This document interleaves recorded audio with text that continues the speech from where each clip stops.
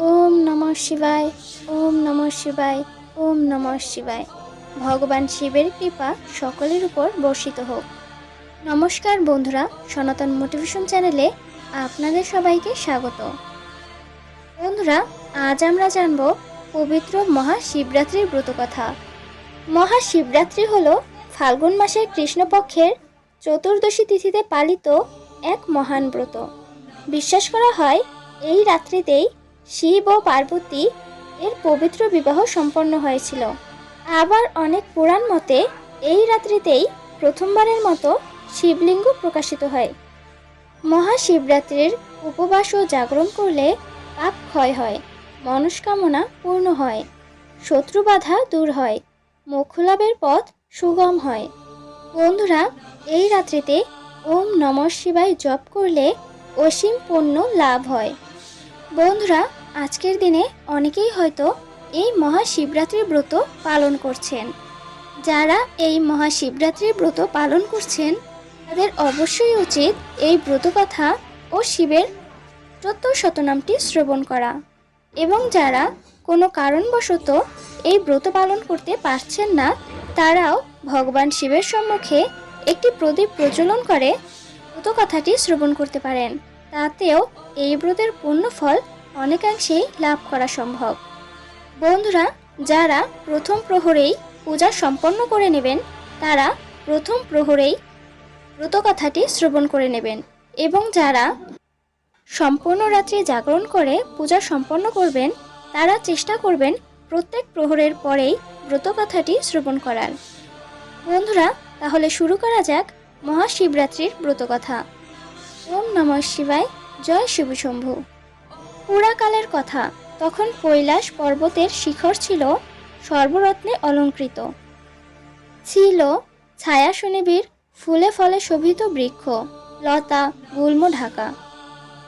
পারিজাত সহ অন্যান্য পুষ্পের সুগন্ধে চারিদিক থাকত আমোদিত। এখানে সেখানে দল বেঁধে নৃত্য করে বেড়াতো অপ্সরারা।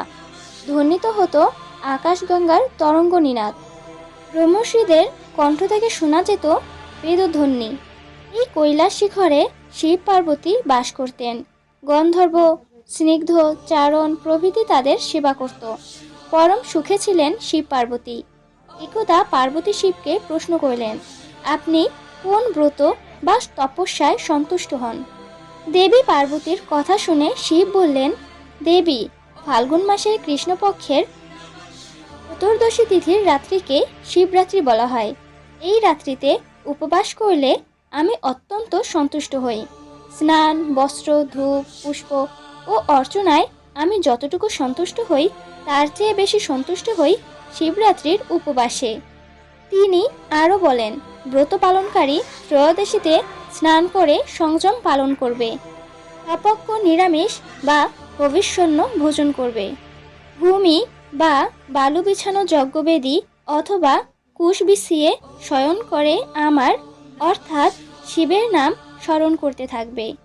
রাত্রি শেষ হলে শয্যা ত্যাগ করে প্রাতক্রিয়াদি করবে, অন্যান্য আবশ্যক কার্যাদি করবে। সন্ধ্যায় যথাবিধি পূজাদি করে বিল্বপত্র সংগ্রহ করবে, তারপর নিত্যক্রিয়াদি করবে। অতঃপর যজ্ঞবেদিতে সরোবরে প্রতীকে বা প্রতিমায় বিল্বপত্র দিয়ে আমার পূজা করবে। একটি বিল্বপত্র দ্বারা পূজা করলে আমার যে প্রীতি জন্মে, সকল প্রকার পুষ্প একত্র করে কিংবা মণি, মুক্তা, প্রবাল বা স্বর্ণ নির্মিত পুষ্প দিয়ে আমার পূজা করলেও আমার তার সমান প্রীতি জন্মে না। প্রহরে প্রহরে বিশেষভাবে স্নান করিয়ে আমার পূজা করবে। পুষ্প, গন্ধ, ধূপাদি দ্বারা যথাচিত্ত অর্চনা করবে। প্রথম প্রহরে দুগ্ধ, দ্বিতীয় প্রহরে দধি, তৃতীয় প্রহরে ঘৃত এবং চতুর্থ প্রহরে মধু দিয়ে আমাকে স্নান করাবে এবং পূজা করবে। এছাড়া যথাশক্তি নৃত্য গীতাদি দ্বারা আমার প্রীতি সম্পাদন করবে। হে দেবী, এই হলো আমার প্রীতিকর ব্রত। এই ব্রত করলে তপস্যা ও যজ্ঞের পূর্ণ ফল লাভ হয় এবং ষোলকলায় দক্ষতা জন্মে। এ ব্রতের প্রভাবে সিদ্ধি লাভ হয়। অভিলাষী ব্যক্তি সপ্তদ্বীপা পৃথিবীর অধীশ্বর হয়। শিব পার্বতীকে আরো বলেন, এবার শিব চতুর্দশী তিথির মাহাত্ম্য বলছি শোনো।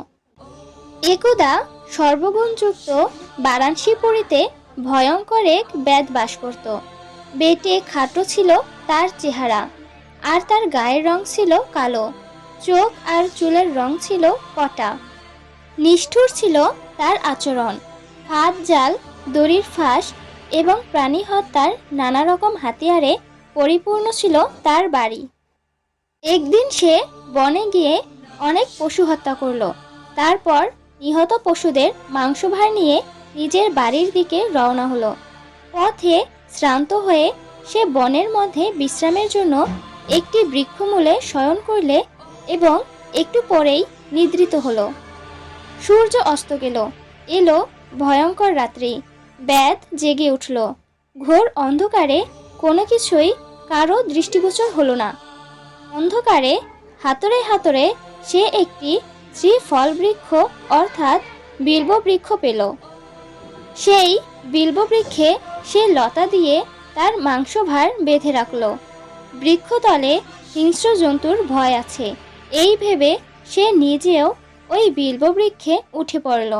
শীতে ও ক্ষুধায় তার শরীর কাঁপতে লাগলো।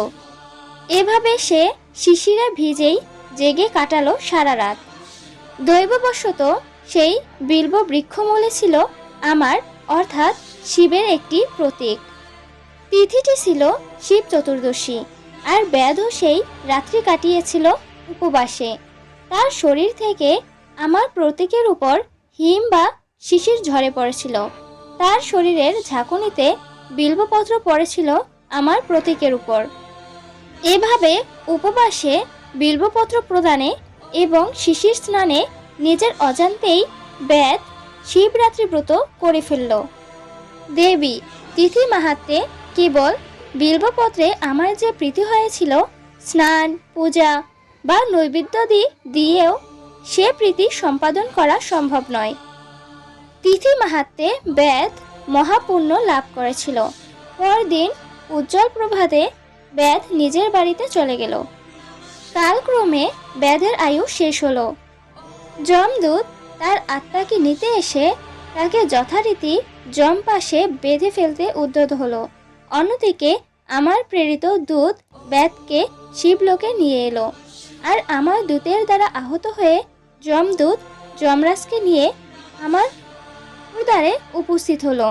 দ্বারে শিবের অনুচর নন্দীকে দেখে যম তাকে সব ঘটনা বললেন। আশা করছি দর্শক বন্ধুরা ব্রতকথাটি শ্রবণ করে আপনাদের ভালো লেগেছে।